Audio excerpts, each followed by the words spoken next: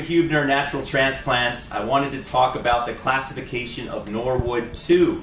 So Norwood 2 is what we often see from young guys that are in the office that are just starting to really notice hair loss. And what it typically involves, and I'll show on the illustration, is you start to lose some of the frontal hairline, more particularly in these recessions. So you get this sort of triangular wedge-shaped pattern of loss where your recessions are just starting to become thin. And for some young guys and for some older guys, it really becomes bothersome. At this stage, a lot of times it's just preventative treatments. If it doesn't bother someone too much, we have restored people that are in Norwood 2. It just depends on how much anxiety it's causing, how much it bothers them, how they're styling their hair. There's a lot of things that go into it.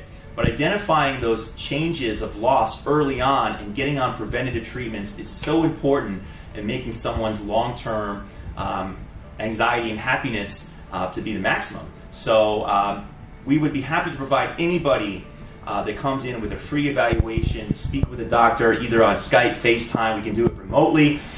We have hair experts here that can classify you based on the Norwood and give you the appropriate treatments and the appropriate options based on the style of, the type of hair loss you have. 844-327-4247.